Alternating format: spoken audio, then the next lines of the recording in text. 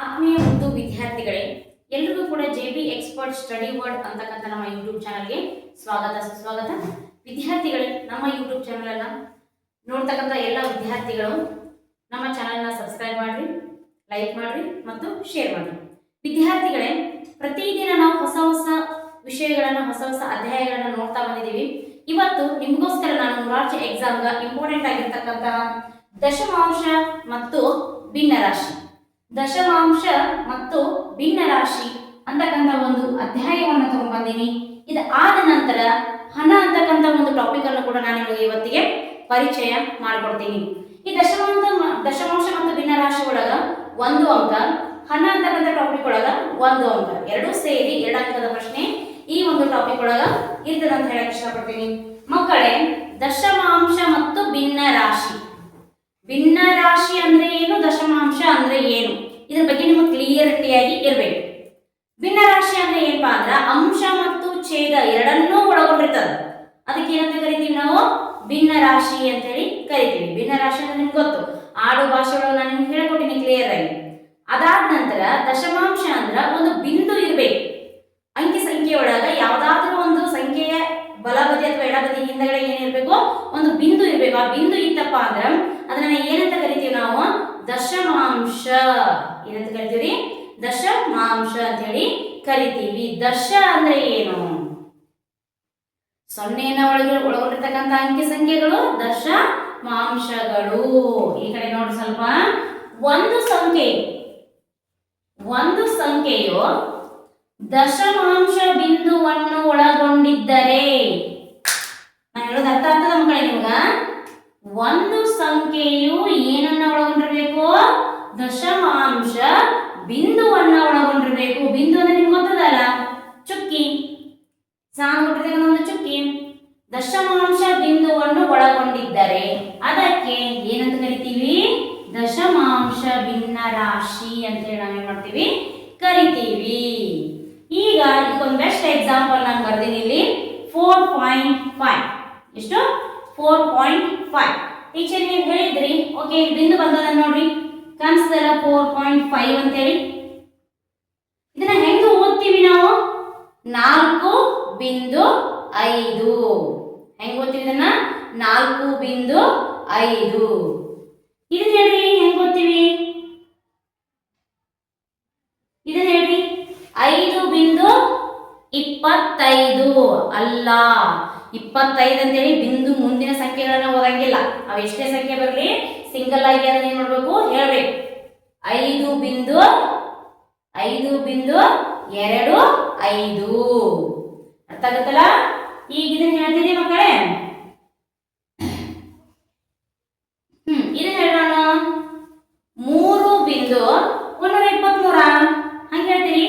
ಇಲ್ಲ, very good, ನಿಮ್ಗೆ ಅರ್ಥ ಆಗಿದ್ದು. 3.123 ಹೌದಲ್ಲ, 3.123 ಅಂತ ಹೇಳ್ಬೇಕು. ಇದನ್ನ ಏನಂತ ಹೇಳ್ತೀರಿ, 5.25 ಅಂತ ಹೇಳ್ತೀರಿ. ಈ ರೀತಿಯಾಗಿ ಸಂಖ್ಯೆಗಳನ್ನು ಬಂದಿರ್ತಾವಲ್ಲ, ಇದಕ್ಕೆ ಏನಂತ ಕರಿತೀವಿ ನಾವು, ದಶಮಾಂಶ ಸಂಖ್ಯೆಗಳು. ಅಂದ್ರೆ ಬಿಂದುವನ್ನ ಒಳಗೊಂಡಿರ್ತಕ್ಕಂಥ ಸಂಖ್ಯೆಗಳನ್ನ ನಾವೇನಂತ ಕರಿತೀವಿ, ದಶಮಾಂಶ ಸಂಖ್ಯೆಗಳಂತ ನಾವು ಕರಿತೀವಿ. ಈ ದಶಮಾಂಶ ಸಂಖ್ಯೆಗಳೊಳಗ ನಿಮ್ಗೆ ಎಕ್ಸಾಮ್ ಒಳಗೆ ಕೇಳೋ ಚಾನ್ಸಸ್ ಇರ್ತಾವ. 2016 ಒಳಗೆ ಕೇಳಿದ್ರಿ ಇದನ್ನ, 2016 ಒಳಗ 4.5 ಅಂತ ನಾನು ಒಂದು ಎಕ್ಸಾಂಪಲ್ ತಗೊಂಡಿನಿ. ಇದೇನ್ 4 ಅದಲ್ಲ, ಇದಕ್ಕೆ ಏನಂತ ಕರೀತಾರ, ಏನಂತ ಕರೀತಾರ್ರಿ, ಪೂರ್ಣಾಂಕ. ಟೀಚರಿ ಪೂರ್ಣಾಂಕ ಅಂತಂದ್ರಿ, ಪೂರ್ಣಾಂಕ ಅಂದ್ರೆ ಹೆಂಗ, ಯಾವುವು? ಈ ಬೇಸಿಕ್ ಅನ್ನ ಕಲ್ತಿರ್ತೀರಿ, ಸ್ಕೂಲ್ ಒಳಗೆ ಹೇಳ್ಕೊಟ್ಟಿರ್ತಾರ ಮಕ್ಕಳು. ಸ್ವಾಭಾವಿಕ ಸಂಖ್ಯೆ, ಪೂರ್ಣಾಂಕ ಸಂಖ್ಯೆ, ಪೂರ್ಣ ಸಂಖ್ಯೆ, ಹೌದಾ? ಎಲ್ಲ ಅಂಕಿ ಸಂಖ್ಯೆಗಳ ಬಗ್ಗೆ ನಿಮ್ಗೆ ಏನಿರ್ತದಲ್ಲಿ ನಾಲೆಜ್ ಇರ್ತೈತಿ. ಇದ್ರ ತಕ್ಕಾಗಿ ನಾವು ನೋಡೋದಾದ್ರ ಇದನ್ನ ಪೂರ್ಣಾಂಕ ಸಂಖ್ಯೆ ಅಂತ ಕರೆದ್ರು. ಈ ಕಡೆ ಬಿಂದುವನ್ನ ಬಿಟ್ಟು ಇರ್ತದಲ್ಲ ಯಾವುದು, 5, ಈ ಸಂಖ್ಯೆಯನ್ನ ಏನಂತ ಕರೆದ್ರು, ದಶಮಾಂಶ ಸಂಖ್ಯೆ. ಈ ಬಿಂದು ಅಂತದಲ್ಲ, ನಿಮ್ಗೆ ಕಾಣಿಸ್ತದಲ್ಲ ಬಿಂದು, ಈ ಬಿಂದು ಏನಂತ ಕರೆದ್ರು, ದಶಮಾಂಶ ಬಿಂದು. ಏನಂತ ಕರೆದ್ರಿ, ದಶಮಾಂಶ ಬಿಂದು. Very good. ಇದು ಆದ ನಂತರ ಇಷ್ಟು ನಮ್ಗೆ ಗೊತ್ತಾಯ್ತು, ದಶಮಾಂಶ ಅಂದ್ರೆ ಏನಂತ ನಿಮ್ಗೆ ಗೊತ್ತಾಯ್ತು. ದಶಮಾಂಶ ಅಂದ್ರೆ ಏನು, ಯಾವ್ದಾದ್ರು ಒಂದು ಸಂಖ್ಯೆಯ ಮಧ್ಯದಲ್ಲಿ ಏನಿರ್ಬೇಕದು, ಬಿಂದು ಇರ್ಬೇಕು. ಯಾವ್ದಾದ್ರು ಒಂದು ಸಂಖ್ಯೆ ಮಧ್ಯದಲ್ಲಿ ಬಿಂದು ಇತ್ತಪ್ಪ ಅಂದ್ರೆ ಅದನ್ನ ಏನಂತ ಕರಿತೀವಿ ಅಂತ ಗೊತ್ತಾಯ್ತು. ಇವಾಗ ದಶಮಾಂಶ ಅಂತ ಹೇಳಿ ಕರಿತೀವಿ.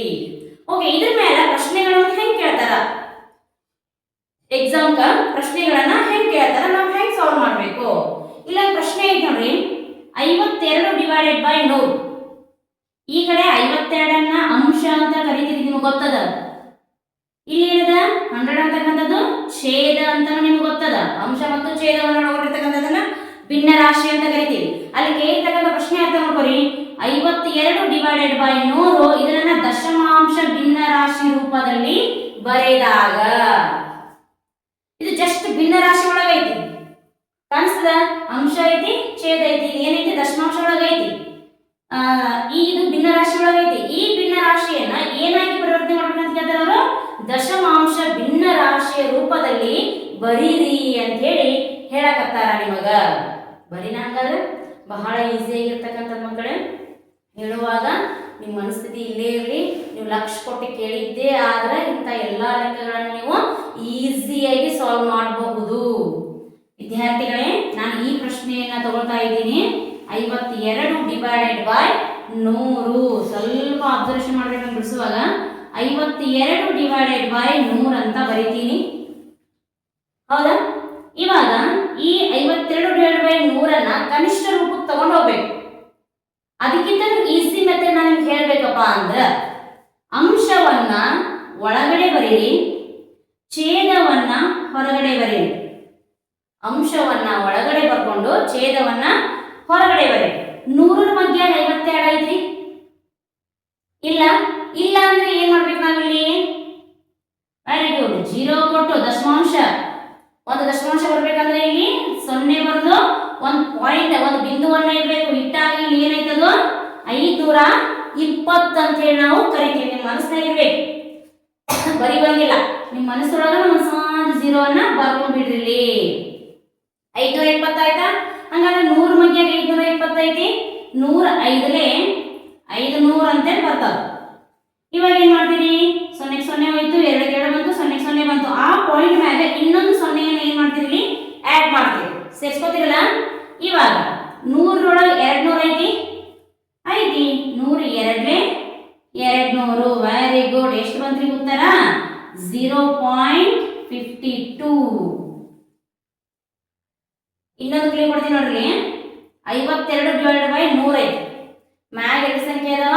ಕೆಳಗಡೆ 100 ಐತಿ. ಅಂದ್ರೆ ಇದರ್ಥ 0 ಪಾಯಿಂಟ್ ಅಂತಕ್ಕಂಥದ್ದು ಒಂದೇ ಬರಬೇಕು. 0 ಪಾಯಿಂಟ್ ಅಂತಕ್ಕಂಥ ಎಷ್ಟು ಬರಬೇಕು? ಒಂದೇ ಬರಬೇಕು. ಇದ್ರ ಬದಲಾಗಿ ಇನ್ನೊಂದು ಎಕ್ಸಾಂಪಲ್ ನಾವು ನೋಡಬಹುದಾದ್ರೆ ಸೆಕೆಂಡ್ ಒನ್ 2 ಡಿವೈಡೆಡ್ ಬೈ 100 ಕೊಟ್ರಂದ್ರೆ ಹೆಂಗ್ ಮಾಡೋದು? ಇವಾಗ ನೋಡಿದ್ರಿ ನೀವು 52 ಡಿವೈಡೆಡ್ ಬೈ 100 ಕೊಟ್ಟಾಗ 0 ಪಾಯಿಂಟ್ ಎಷ್ಟು ಬಂದಲ್ಲಿ? 52 ಅಂತ ಹೇಳಂಗಿಲ್ಲ, 0.52 ಅಂತ ಹೇಳಬೇಕು. ಈಗ 2 ಡಿವೈಡೆಡ್ ಬೈ 100ನ್ನ ಯಾವ ರೂಪಕ್ಕೆ ತಗೊಂಬರ್ರಿ ಅಂತ ಹೇಳ್ತಾರೆ ಅವರು? ದಶಮಾಂಶ ಭಿನ್ನ ರಾಶಿಯ ರೂಪದಲ್ಲಿ ಬರೀರಿ ಅಂತ ಹೇಳಿ ಕೇಳ್ತಾರೆ. ಅವರು ದಶಮಾಂಶ ಭಿನ್ನ ರಾಶಿ ಬರೀರಿ ಅಂತ ಕೇಳಿದಾಗ ಇಲ್ಲೊಂದು ನೋಡ್ರಿ, ಮತ್ತೆ ಭಾಗಗಳನ್ನು ಮಾಡೋಣ. ನೋಡಿ, ಸ್ವಲ್ಪ ಅಬ್ಸರ್ವ್ ಮಾಡ್ರಿ. ಛೇದವನ್ನ ಹೊರಗಡೆ ಬರಬೇಕಂತ ಹೇಳಿ ಅಂಶವನ್ನ ಒಳಗಡೆ ಬರಬೇಕು. ಬರ್ಕೊಂಡ್ರಿ 100 ಅಂತ ಹೊರಗಡೆ ಬರಲಿ. 100ರ ಮಧ್ಯ 2 ಐತೇನೋ?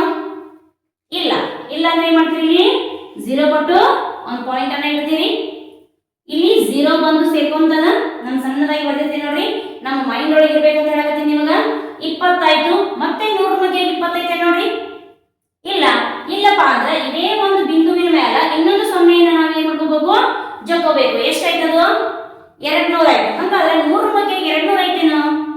ಐತಿ. ಶಬಾಷ್. 102ಲೆ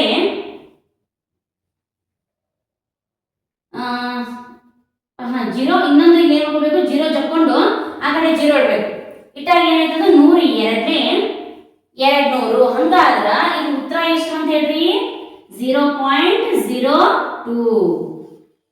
ಎಷ್ಟು ಬಂತು? 0.02. ಇವಾಗ ಲೆಕ್ಕ ಬಿಡಿಸಲಾರ್ದ ಪಟ್ಟಂತ ಉತ್ತರ ಹೇಳ್ಬೇಕು. ನೋಡೋಣ, ಹೇಳ್ತೇನೆ ಅಂತ ಅನ್ಕೊಂತೀನಿ. Third one 3 divided by 10. 3 divided by 10 ಇದು ಭಿನ್ನ ರಾಶಿ. ಇದನ್ನ ನೀವು ಏನ್ ಮಾಡಬೇಕು? ದಶಮಾಂಶಕ್ಕೆ ಪರಿವರ್ತಿಸಬೇಕು. ಎದಕ್ಕೆ ಪರಿವರ್ತಿಸಬೇಕು ಹೇಳಿ? ದಶಮಾಂಶಕ್ಕೆ ಇದನ್ನ ಏನ್ ಮಾಡಬೇಕು? ಕನ್ವರ್ಟ್ ಮಾಡಬೇಕು. ಹೆಂಗ್ ಮಾಡ್ತೀರಿ? ಭಾಗಾಕಾರ ಮಾಡ್ಲಾರ್ದ ಥಟ್ ಅಂತ ಉತ್ತರ ಹೇಳಿ ನೋಡೋಣ. ಇಲ್ಲಿ 1 0 ಐತಿ. ಏನ್ ಮಾಡ್ಬೇಕು? ಭಾಗ ಮಾಡೋಣ. ನೋಡ್ರಿ, ಅಂಶ ಇದ್ದಿದ್ದು ಒಳಗಡೆ ಇರಬೇಕು, ಛೇದ ಇದ್ದಿದ್ದು ಹೊರಗಡೆ ಇರಬೇಕು. ಇಟ್ಟಿವಿ. 10ರ ಮಧ್ಯ 3 ಐತಿ? ಇಲ್ಲ. ಇಲ್ಲ ಅಂದ್ರೆ ಏನ್ ಮಾಡ್ತೀರಿ? 0 ಕೊಟ್ಟು ಒಂದು ಪಾಯಿಂಟ್ ಇಟ್ಕೊಂತೀರಿ. ಇಟ್ಕೊಂಡಾಗ ಸರಾಗವಾಗಿ ಇಲ್ಲಿ ಒಂದು 0 ಸೇರ್ಕೊಂಡಾಗ 10 ಎಷ್ಟೇ? 10 3ಲೆ 30. 0.3 3. ಶಬಾಷ್, ವೆರಿ ಗುಡ್. ಈ ರೀತಿಯಾಗಿರ್ತಕ್ಕಂಥ ಪ್ರಶ್ನೆಗಳು ಬರ್ತಾವ. ಲಕ್ಷ್ಯ ಕೊಟ್ಟು ಗಮನ ಕೊಟ್ಟು ನೀವು ನೋಡಿದ್ದೇ ಆದ್ರೆ ಇದ್ರೊಳಗೆ ನಾವೇನ್ ಮಾಡ್ಬೋದು, SS ಅನ್ನ ಕಾಣಲಿಕ್ಕೆ ಸಾಧ್ಯ ಆಗ್ತದ. ನಾನು ಇಲ್ಲೊಂದು ನಿಮ್ಗೆ ಎಕ್ಸಾಂಪಲ್ ಕೊಡಕ್ಕೆ ಇಷ್ಟಪಡ್ತೀನಿ ಮಕ್ಕಳೇ, ಅಬ್ಸರ್ವೇಷನ್ ಮಾಡ್ತೀನಿ ಅಂತ ಅನ್ಕೊಂಡಿನಿ. ನೋಡಿ, 5 ಡಿವೈಡೆಡ್ ಬೈ 1000, 5 ಡಿವೈಡೆಡ್ ಬೈ 1000 ನೋಡಿದ ತಕ್ಷಣ ನಿಮ್ಗೆ ಉತ್ತರ ಗೊತ್ತಾಗ್ತದ. ಭಾಗಾಕಾರ ಮಾಡುವಂತ ಅವಶ್ಯಕತೆ ಇಲ್ಲ. ನೋಡಿ ನಂಗೆ ಹೇಳಿದನ ಎಷ್ಟು ಬರ್ಬೋದು, 0.0, ವೆರಿ ಗುಡ್, 0.5, 0.005, ರೈಟ್. ಇದು ಹೇಳ್ರಿ 6/10, 6 ಡಿವೈಡೆಡ್ ಬೈ 10, ಇದೇನು ಬರ್ಬೋದು, ವೆರಿ ಗುಡ್, 0.6, 0.6. ಇದೇ ನಾನು 100 ಅಂತ ಕೊಟ್ಟೆಪ್ಪ ಅಂದ್ರೆ 0.06, ರೈಟ್. 100 ಅಂತ ಕೊಟ್ಟಾಗ ಏನಾಯ್ತದ, 0.06. ಅರ್ಥ ಆಗ್ತದಲ್ಲ? ಓಕೆ, ಈ ರೀತಿಯಾಗಿರ್ತಕ್ಕಂಥ ಪ್ರಶ್ನೆಗಳು ಆಲ್ಮೋಸ್ಟ್ ಬರುವಂತ ಚಾನ್ಸಸ್ ಇರ್ತಾವ. ಇದನ್ನ ನೀವು ಮನಸ್ಸೊಳಗನೆ ಏನ್ ಮಾಡ್ಬೇಕು, ಕರಗತ ಮಾಡ್ಕೊಂಡ್ಬಿಡ್ಬೇಕು. ಈಸಿಯಾಗಿ ಬಿಡಿಸುವಂತ ಕೆಪಾಸಿಟಿ ಮಕ್ಕಳೇ ನಿಮ್ಮಲ್ಲಿ ಬರಬೇಕು. ಇದು ಆದ ನಂತರ ಇಲ್ಲಿ ಎರಡನೇ ಪ್ರಶ್ನೆ ಒಂದು ಐತಿ ನೋಡ್ರಿ, ಕಾಣಿಸ್ಲಿಕ್ಕತ್ತದ ನಿಮಗ. ಎಲ್ಲಿ ಅದರಿ ವಿದ್ಯಾರ್ಥಿಗಳೇ? ವಿಡಿಯೋನ ಸ್ಕಿಪ್ ಮಾಡ್ದೇನೆ ನೋಡ್ತಾ ಹೋಗಿ, ಅರ್ಥ ಆಗುತ್ತ, ಆಲ್ಮೋಸ್ಟ್ ಅರ್ಥ ಆಗುತ್ತ.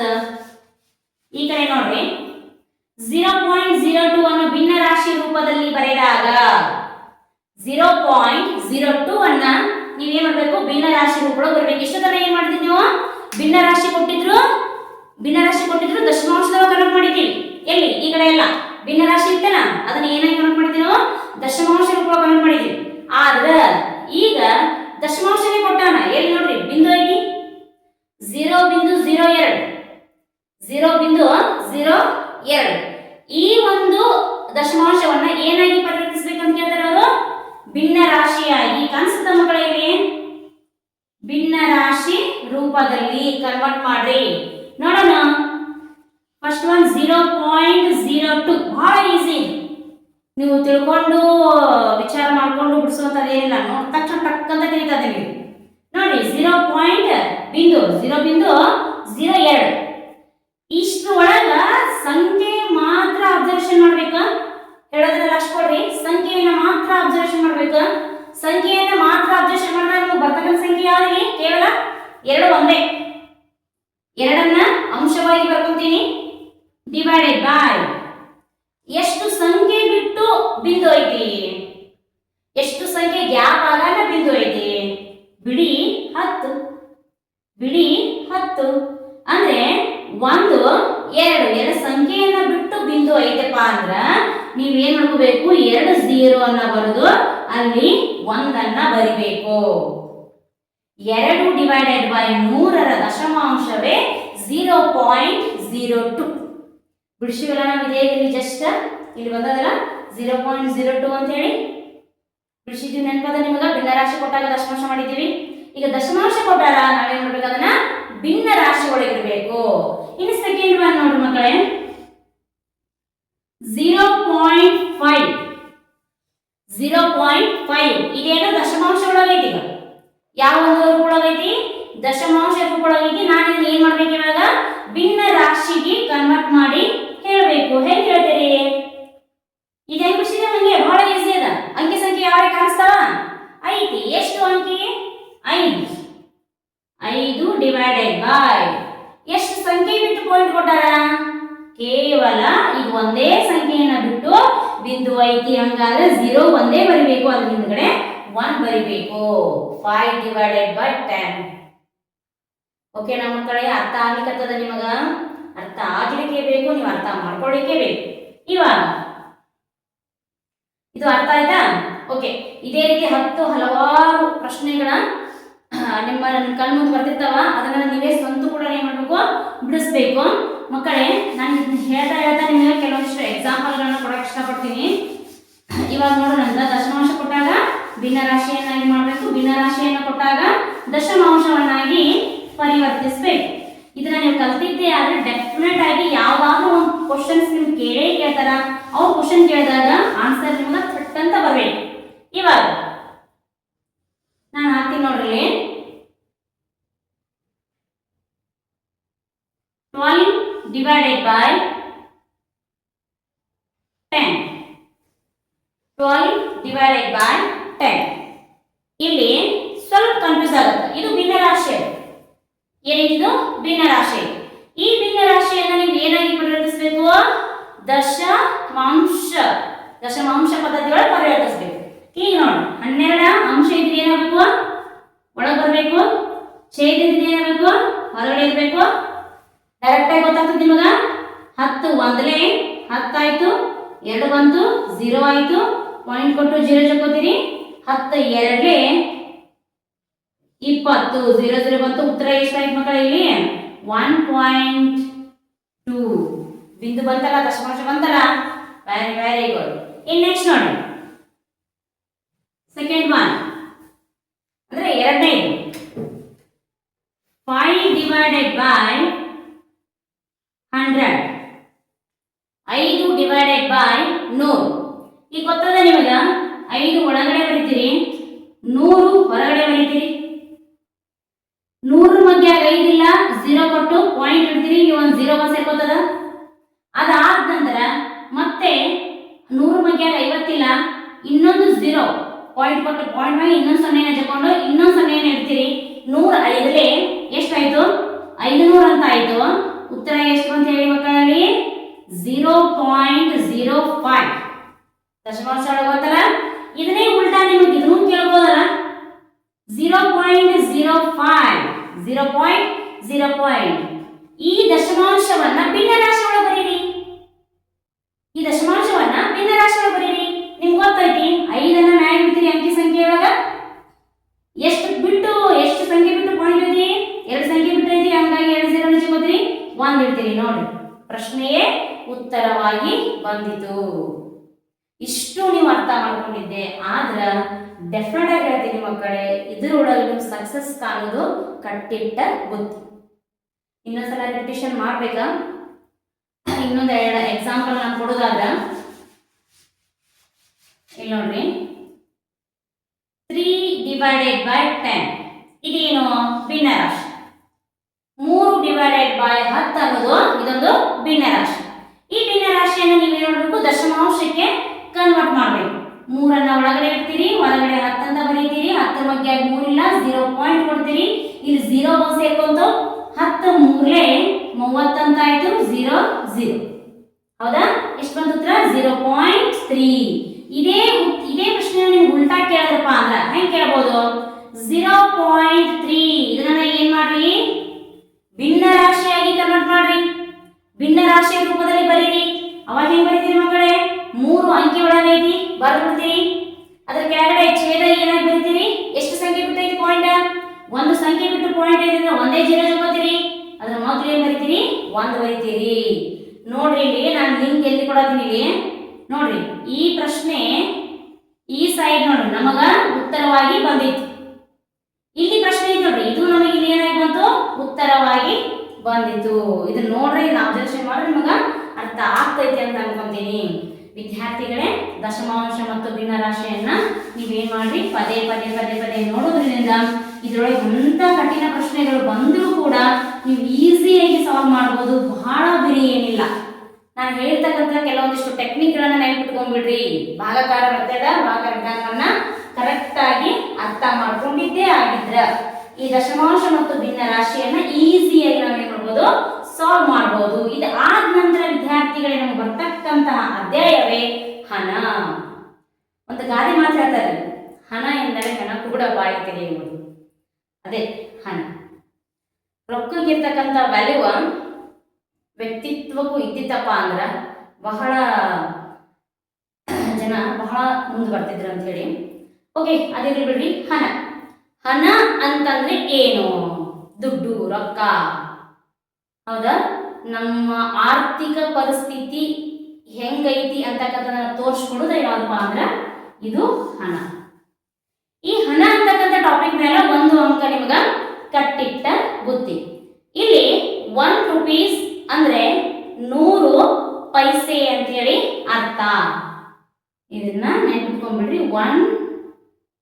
1 ರೂಪಾಯಿಗೆ ಎಷ್ಟು ಪೈಸೆ ರೀ? 100 ಪೈಸೆ. ಇಲ್ಲಿ ಕೇಳ್ತಕ್ಕಂಥ ಪ್ರಶ್ನೆಗಳು ಬಹಳ ಈಸಿ ಇರ್ತಾವ, ಬಹಳ ಡಿಫಿಕಲ್ಟ್ ಅಂತ ಕೇಳಂಗಿಲ್ಲ. 1 ರೂಪಾಯಿ ಅಂದ್ರ 100 ಪೈಸೆ. 5 ರೂಪಾಯಿ ಅಂದ್ರೆ ಎಷ್ಟು ಪೈಸೆ? 5 ರೂಪಾಯಿ ಅಂದ್ರೆ ಎಷ್ಟು ಪೈಸೆ?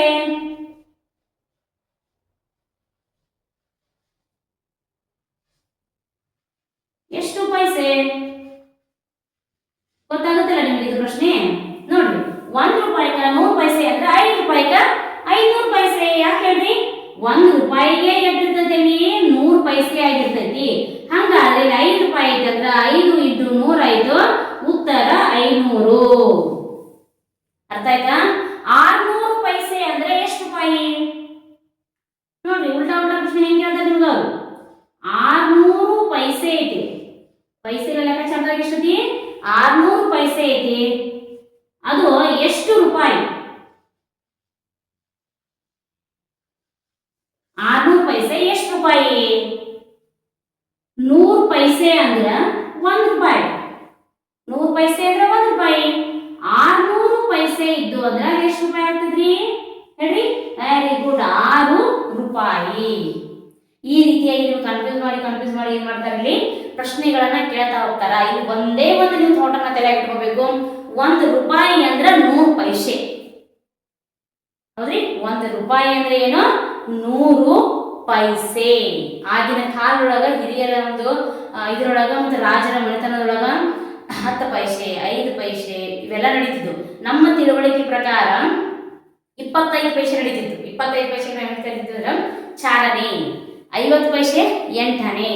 ನೀವೆಲ್ಲ ಈಗ ವಟಾಣಿ ಹುರುಗಡ್ಲಿ ತಗೋತಿರಲ್ಲ, ನಾವು ಸಣ್ಣಾಗಿದ್ದಾಗ ನೀವೆಷ್ಟು ಐದಿದ್ದಲ್ಲ, ನಾವು 5 ಇದ್ದ ಟೈಮ್ದಾಗ 8ನೇ ಅಂತಕ್ಕಂಥ ಒಂದು ಚಿಲ್ಲರೆ ನಡೀತಿತ್ತು. 50 ಪೈಸೆ ಅಂತ ಮ್ಯಾಗ್ ಬರ್ತಿದ್ರು. ಅದಕ್ಕೆ ಕಲ್ಲಂಗಡಿ ಸಿಗ್ತಿತ್ತು, ಬೊಂಬೈ ಕೂಡ ಸಿಗ್ತಿತ್ತು.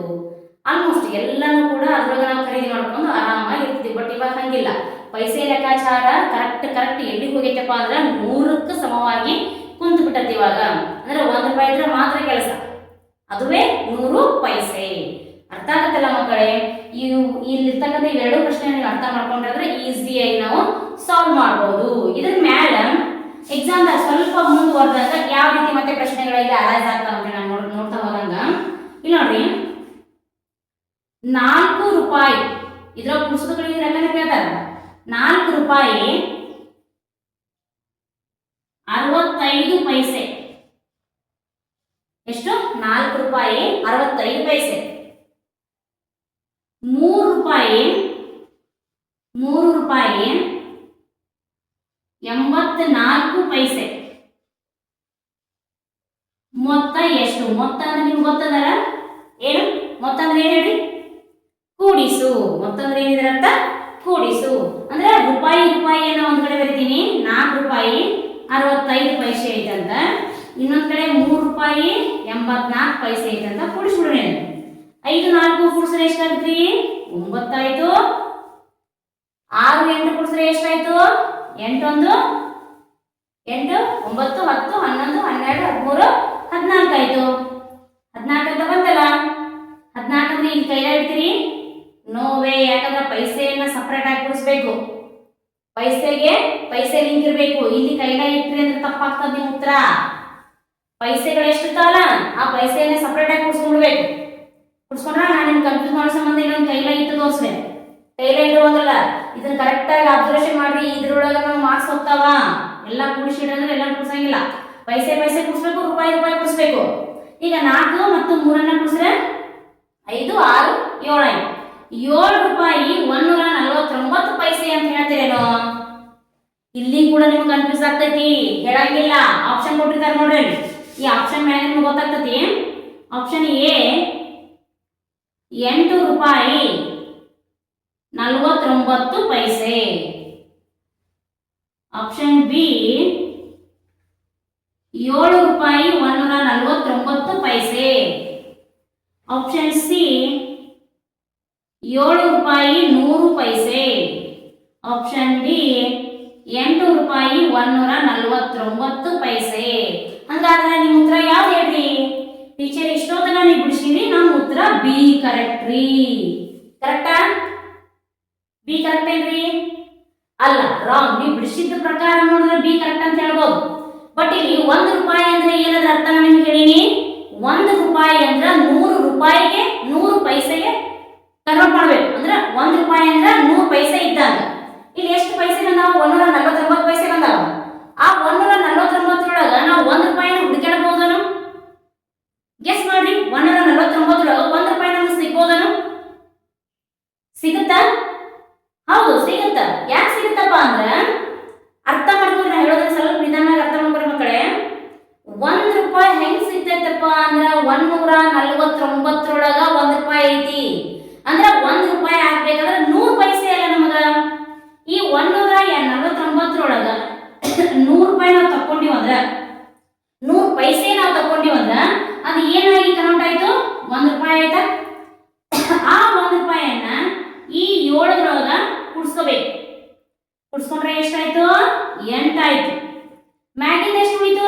49 ಪೈಸೆ 49. ಹಂಗಾದ್ರೆ ಆನ್ಸರ್ ಈಸ್ ಬಿ ಅಲ್ಲ, answer is A right. Okay, ಅರ್ಥ ಆಗ್ಲಿಕ್ಕತ್ತದ ಮಕ್ಕಳೇ? ಇದೇ ರೀತಿಯಾಗಿ ನೀವು ಸತತ ಪ್ರಯತ್ನ ಮಾಡಿದ್ದೇ ಆದ್ರೆ ಇದರೊಳಗೆ ನೀವು ಯಶಸ್ಸನ್ನ ಕಂಡೇ ಕಾಣ್ತೀರಿ ಅಂತ ಅಂತಕ್ಕಂಥ ಮಾತನ್ನ ಹೇಳ್ತಾ, ವಿದ್ಯಾರ್ಥಿಗಳೇ ಈ ವಿಡಿಯೋವನ್ನ ಸ್ಕ್ರಿಪ್ಟ್ ಮಾಡದೆ ನೋಡಿ. ನಿಮ್ಗೆ ಇದರಿಂದ ಬಹಳ ಲಾಭದಾಯಕವಾಗಿರ್ತಕ್ಕಂತಹ ಅನುಭವವನ್ನು ನೀವು ತಗೋತೀರಿ. ನಿಮ್ಮ ಫ್ರೆಂಡ್ಸ್ ಯಾರಾದರೂ ಮೊರಾರ್ಜಿ ಒಳಗ ಎಕ್ಸಾಮ್ ಅನ್ನ ಕಟ್ಟಿದ್ರಪ್ಪ ಅಂದ್ರೆ ಅವ್ರಿಗೂ ಕೂಡ ಹೇಳ್ರಿ, ನನ್ನ ವಿಡಿಯೋಗಳು ಅವ್ರಿಗೂ ಕೂಡ ಉಪಯೋಗ ಬರಲಿ ಅಂತಕ್ಕಂಥ ಮಾತನ್ನ ಹೇಳ್ತಾ, ವಿಡಿಯೋನ ವೀಕ್ಷಿಸತಕ್ಕಂಥ ಎಲ್ಲ ನನ್ನ ಮುದ್ದು ವಿದ್ಯಾರ್ಥಿನಿಗಳು ತುಂಬ